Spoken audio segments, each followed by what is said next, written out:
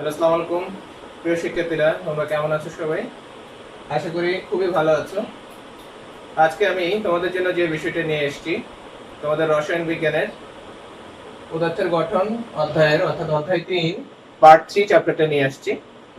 আজকে আমাদের এই অধ্যায়ে আলোচনার বিষয়বস্তু হলো বোর পরমাণু মডেল, বোর মডেলের সীমাবদ্ধতা, কৌণিক ভরবেগের গাণিতিক প্রশ্ন এবং শোষিত বিকিরিত শক্তির গাণিতিক প্রশ্ন সম্পর্কিত তথ্যগুলো আমরা এখানে আলোচনা করব। তো আসো আমরা প্রথমেই যে আলোচনা করতে চাচ্ছি আজকে বোর পরমাণু মডেল। আমরা যেটা আলোচনা করব বোর পরমাণু মডেল।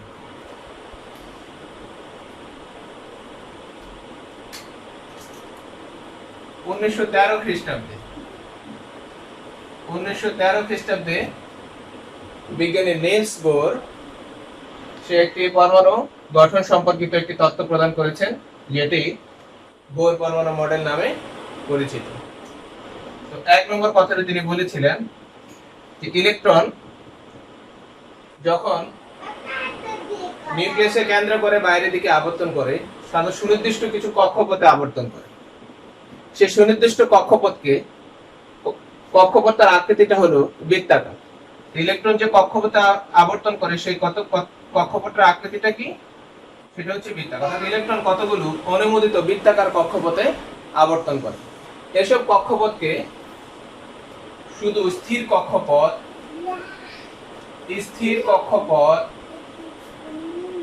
বা প্রধান শক্তি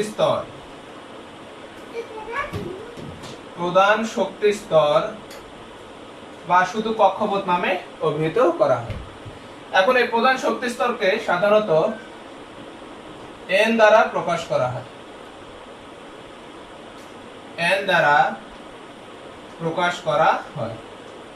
এন এর মান যথাক্রমে 1, 2, 3, 4 এবং 5।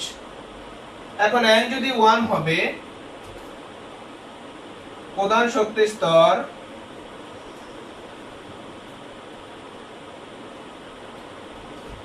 কে নামে পরিচিত হবে। এন যখন 2 হবে, প্রধান শক্তি স্তর এল নামে পরিচিত। এন যখন 3 হবে, প্রধান শক্তি স্তর এম নামে পরিচিত। এন যখন 4 হবে, প্রধান শক্তি স্তর এন নামে পরিচিত। তাহলে শিক্ষার্থী বন্ধুরা, আমরা প্রথম যে নিলস বোর যে কথাটি বলেছেন, ইলেকট্রন কতগুলো অনুমোদিত বৃত্তাকার কক্ষপথে আবর্তন করছে। এসব কক্ষপথকে সাধারণত স্থির কক্ষপথ বা প্রধান শক্তি স্তর এগুলোকে দ্বারা বলা হয়েছে।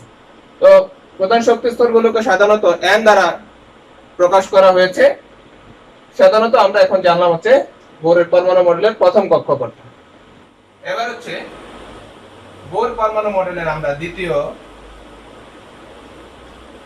সেই তত্ত্বটা কি আমরা সেটা জানতে চাচ্ছি। 2 নম্বরে সে বলেছে ইলেকট্রন সাধারণত যে বৃত্তাকার কক্ষপথে পরিভ্রমণ করে তার কৌণিক ভরবেগ রয়েছে। তো এই যে কৌণিক ভরবেগ রয়েছে ইলেকট্রনের, এই কৌণিক ভরবেগটা কেমন হবে? প্রতিটি ইলেকট্রনের কৌণিক ভরবেগ, প্রতিটি ইলেকট্রনের কৌণিক ভরবেগ হবে mvr = nh/2π। এই সমীকরণ দ্বারা সিদ্ধ হবে। তো যেখানে m বলা হয়েছে কি? ইলেকট্রনের ভর, v হচ্ছে ইলেকট্রনের বেগ, কৌণিক বেগ যেটাকে বলা হচ্ছে, আর হচ্ছে ইলেকট্রন যে কক্ষপথে ঘুরে সেই কক্ষপথের ব্যাসার্ধ।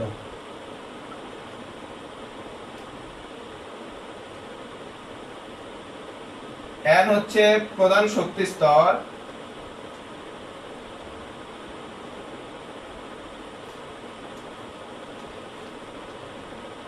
h হচ্ছে প্লাঙ্কস কনস্ট্যান্ট বা প্লাঙ্কের ধ্রুবক। তো এই মানটা আমরা একটু জেনে নেই কত।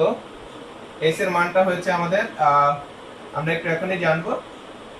এই সমান সমান হচ্ছে 6.626, এটা তোমাদের একটু মুখস্থ করা লাগবে বা তোমাদের একটু মনে রাখা লাগবে। 626 10 inverse 34 metre square joule per second. তো শিক্ষার্থী বন্ধুরা, তাহলে আমরা জানলাম এটাতে তোমাদের আমাদের একটি অঙ্ক গাণিতিক সমস্যা রয়েছে, আমরা সেগুলো পরে দেখাবো। তো প্রতিটি ইলেকট্রনের কৌণিক ভরবেগ হয়েছে mvr = ns/2π, আর পায়ের মতো তোমরা জানোই সেটা ফিক্সড মান রয়েছে 3.1416। তাহলে আমরা প্রতিটি ইলেকট্রনের কৌণিক ভরবেগ সম্পর্কে সেই ধারণাটা আমরা পেয়ে গেলাম। এবার আসো আমাদের বোর মডেলের 3 নম্বর যেই প্রিন্সিপালটি রয়েছে সেটা কি বলেছে সেটা আমরা একটু জেনে নিই। 3 নম্বর কথাটি বলেছে, আমরা জানি এখানে হচ্ছে নিউক্লিয়াস, ইলেকট্রনগুলো এই কক্ষপথগুলোতে আবর্তন করে, এটা হলো 1 2 1 2। তো বলেছে ইলেকট্রনগুলো যে সাধারণত এই বৃত্তাকার কক্ষপথে পরিভ্রমণ করে, তো এক একটা শক্তি স্তর থেকে আরেকটা শক্তি স্তরে গমন করে। তো এই এক একটা শক্তি স্তর থেকে আরেকটা শক্তি স্তরে গমন করলে নির্দিষ্ট পরিমাণ শক্তি শোষিত হয় এবং বিকিরিত হয়। তো সাধারণত নিম্ন শক্তি স্তর থেকে, এটা হলো নিম্ন শক্তি স্তর থেকে যখন উচ্চ শক্তি স্তরে যাবে, নিম্ন শক্তি স্তর থেকে যখন উচ্চ শক্তি স্তরে যাবে তখন শক্তি শোষিত হবে, আর উচ্চ থেকে যখন নিম্ন আসবে, উচ্চ থেকে যখন নিম্নের দিকে আসবে তখন শক্তি কি হবে? বিকিরিত হবে। দেখো খেয়াল করো, এটা হলো 1, তাহলে এটা নিম্ন শক্তি স্তর, এটা থেকে যখন উচ্চ শক্তি স্তরে যাবে ইলেকট্রন, তাহলে শক্তি কি হবে? শোষণ। আর উচ্চ শক্তি স্তর যখন নিম্ন শক্তি 2 শক্তি স্তর থেকে 1 শক্তি স্তরে আসলে শক্তির কি হবে? সাধারণত বিকিরণ। এই শোষিত বিকিরিত বর্ণালী বিভিন্ন ক্ষেত্রে সাধারণত বিভিন্ন হয়। এখানে শোষিত বিকিরিত শক্তির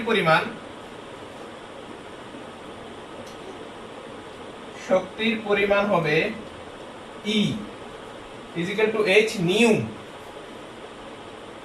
h তো প্লাঙ্কস ধ্রুবক, E হলো শক্তি, এই নিউ হচ্ছে সাধারণত কম্পাঙ্ক। নিউ এর মান আছে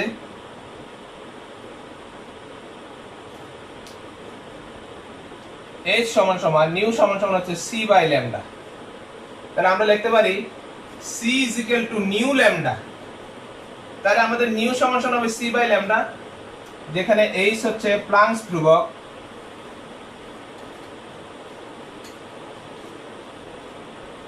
c হচ্ছে আলোর বেগ,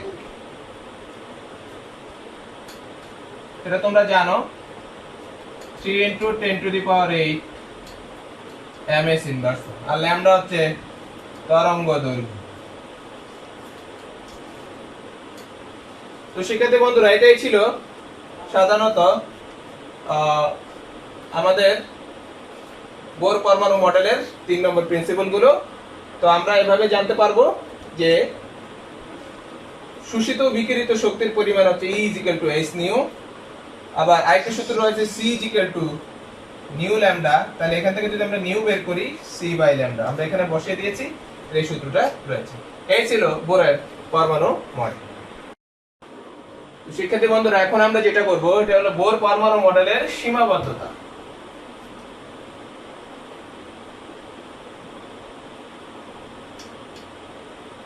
তো 1 নম্বর কথা হচ্ছে বোর পরমাণু মডেল বলেছিল ইলেকট্রনগুলো কতগুলো অনুমোদিত বৃত্তাকার কক্ষপথে পরিভ্রমণ করে, কিন্তু পরবর্তীতে দেখা গেছে যে শুধু ইলেকট্রনগুলো বৃত্তাকার কক্ষপথে পরিভ্রমণ করে না, উপবৃত্তাকার কক্ষপথেও পরিভ্রমণ করে। উপবৃত্তাকার কক্ষপথে পরিভ্রমণ। 2 নম্বর কথা হচ্ছে বোরের পরমাণু মডেল একটি ইলেকট্রন বিশিষ্ট পারমাণবিক বর্ণালী ব্যাখ্যা করতে পারলেও বহু ইলেকট্রন বিশিষ্ট পারমাণবিক বর্ণালী ব্যাখ্যা করতে পারে না। তাহলে কোনটা পারে না? বহু ইলেকট্রন বিশিষ্ট পারমাণবিক বর্ণালী ব্যাখ্যা করতে পারে না। 3 নম্বর কথা হলো, আমরা জানি ইলেকট্রন নিম্ন শক্তি স্তর থেকে উচ্চ শক্তি স্তর লাফিয়ে গিয়েছে, আবার উচ্চ শক্তি স্তর থেকে নিম্ন শক্তি স্তর লাফিয়ে গিয়েছে। তো বোর পারমাণবিক মডেল অনুসারে যখন একটি শক্তি স্তর থেকে অন্য শক্তি স্তর ইলেকট্রন লাফিয়ে যাবে, তখন সেখানে একটি করে বর্ণালী সৃষ্টি হবে। তো বর্ণালী মানে একটি করে রেখা সৃষ্টি হওয়ার কথা। তো এই যে একটি করে রেখা সৃষ্টি হওয়ার কথা, কিন্তু পরবর্তীতে শক্তিশালী যন্ত্রের সাহায্যে বিশ্লেষণ করে প্রমাণ করা হয়েছে যে এই প্রতিটি রেখাটি অসংখ্য ক্ষুদ্র ক্ষুদ্র রেখার সমন্বয়ে গঠিত। এই যে প্রতিটি রেখা কতগুলো ক্ষুদ্র ক্ষুদ্র রেখার সমন্বয়ে গঠিত, এই কথাটি কিন্তু বোরের পারমাণবিক মডেল ব্যাখ্যা করতে পারে না। তাহলে আমরা তিনটা জানলাম কি কি। 1 নম্বর হচ্ছে ইলেকট্রনগুলো শুধু বৃত্তাকার কক্ষপথে পরিভ্রমণ করে না, সে উপবৃত্তাকার কক্ষপথে কি করে পরিভ্রমণ করে। 2 নম্বর সীমাবদ্ধতা ছিল বোর পারমাণবিক মডেল একটি ইলেকট্রন বিশিষ্ট পারমাণবিক বর্ণালী ব্যাখ্যা করতে পারলেও বহু ইলেকট্রন বিশিষ্ট পারমাণবিক বর্ণালী ব্যাখ্যা করতে পারে না। 3 নম্বর বৈশিষ্ট্যটা হলো, 3 নম্বর যে সীমাবদ্ধতা সেটা হলো পরমাণু এক শক্তি স্তর থেকে অন্য শক্তি স্তরে ইলেকট্রন গেলে একটি করে রেখা সৃষ্টি হওয়ার কথা। পরীক্ষা করে দেখা গেছে ওই রেখাটি সাধারণত কতগুলো ক্ষুদ্র ক্ষুদ্র রেখার সমন্বয়ে গঠিত। এই যে রেখাটি ক্ষুদ্র ক্ষুদ্র সমন্বয়ে গঠিত, এটি কিন্তু বোরের পরমাণু মডেল ব্যাখ্যা করতে পারে না। আর এটাই ছিল বোরের পরমাণু মডেলের সীমাবদ্ধতা। তো শিক্ষার্থী বন্ধুরা, দেখো আমরা এখন একটি গাণিতিক সমস্যা নিয়ে তোমাদের, যেহেতু বোর পরমাণু মডেল দ্বিতীয় যেই তত্ত্বটি ছিল সেটার উপর ভিত্তি করে আমরা এখন একটি গাণিতিক সমস্যা সলভ করব তোমাদের জন্য। দেখো প্রশ্নটা রয়েছে, সোডিয়াম পরমাণুর তৃতীয় কক্ষপথের ব্যাসার্ধ এত হলে এর কক্ষপথে ঘূর্ণায়মান ইলেকট্রনের গতিবেগ নির্ণয় করো।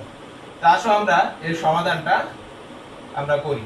তো প্রথমে কি কি দেওয়া আছে? তৃতীয় কক্ষপথ। আমাদের কক্ষপথকে আমরা প্রকাশ করাবো কি দ্বারা? n দ্বারা। তাহলে n হচ্ছে 3।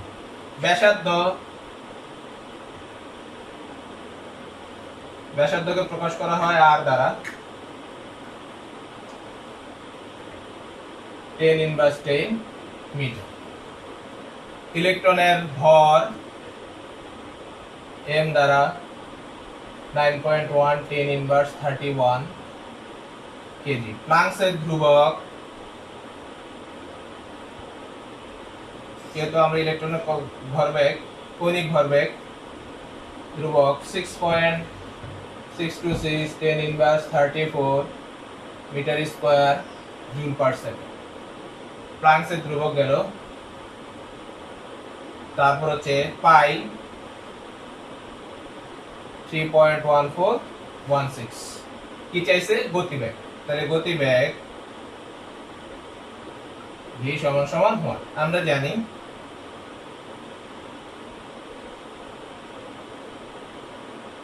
m here is equal to ns pi 2 pi, বা আমরা যদি এভাবে করি v সমান সমান কি হবে? nh by 2 pi m r। আমরা মানগুলো বসিয়ে দেই। n এর মান হচ্ছে 3, s এর মান হচ্ছে 6.626 10 inverse 34 to 3.1416 9.1 10 inverse 31 into r এর মানটা কত আমাদের? 8.5 10 ইনভার্স 10। তো শিক্ষার্থী বন্ধুরা, ক্যালকুলেশন করলে আমার যেটা আসবে সেটা হচ্ছে 408.56 ইনটু 10 ইনভার্স 10 ms ইনভার্স 1। তো এটাই ছিল শিক্ষার্থী বন্ধুরা আমরা যে বিষয়টাকে তোমরা চিন্তা বলতে পারছি সেটা হচ্ছে ইলেকট্রনের কৌণিক ভরবেগ, ঘূর্ণায়মান ইলেকট্রনের কৌণিক ভরবেগ সম্পর্কে আমাদের তত্ত্বটা হচ্ছে। তোমরা এই সম্পর্কিত সূত্র যে কোনো প্রশ্ন আসলে তোমরা সাধারণত এগুলো দিয়ে উত্তর দিতে পারবে। তোমাদের এই সূত্রটা মনে রাখতে হবে, m dr is equal to ns by 2 pi। এখান থেকে যথাক্রমে আমি এখন ব্যাক চেয়েছি, অনেক সময় বিভিন্ন ধরনের ভর চাইতে পারে, ব্যাসার্ধ চাইতে পারে। তো সুতরাং এই সূত্রটা দিয়ে কিন্তু তোমরা সাধারণত অ্যান্সার করতে পারবে। যে কোনো প্রশ্নগুলো এভাবেই হবে। তৃতীয় কক্ষপথ বলবে, অথবা দ্বিতীয় কক্ষপথ বলতে পারে, চতুর্থ কক্ষপথ বলতে পারে। যেটাই হোক না কেন, তোমাদের মূল সূত্র হচ্ছে m dr is equal to ns by 2 pi। এটা দিয়ে করলেই সাধারণত এই অঙ্কটি সমাধান করতে পারবে। তো সেক্ষেত্রে বন্ধুরা, এবার দেখো আমরা চলে আসলাম ইলেকট্রন আরেকটি গাণিতিক সমস্যা নিয়ে তোমাদের, সেটিও বোর পরমাণু মডেলের তৃতীয় যে প্রিন্সিপালটা রয়েছে সেটার উপর ভিত্তি করে।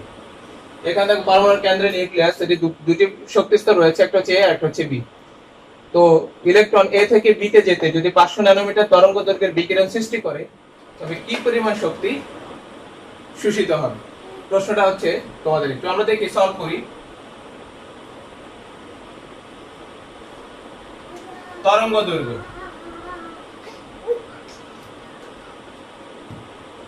ল্যামডা সমান সমান 500 ন্যানোমিটার।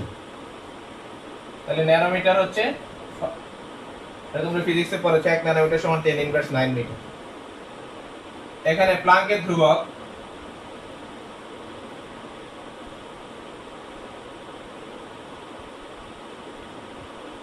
h,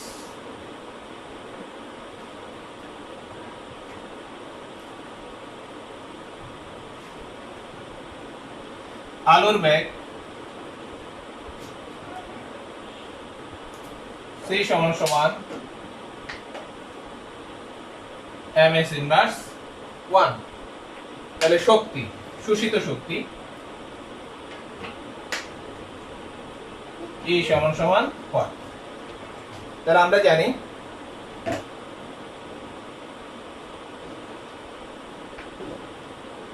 E সমান সমান h নিউ বা h c বাই ল্যামডা। আমরা যখন মান বসিয়ে দিব,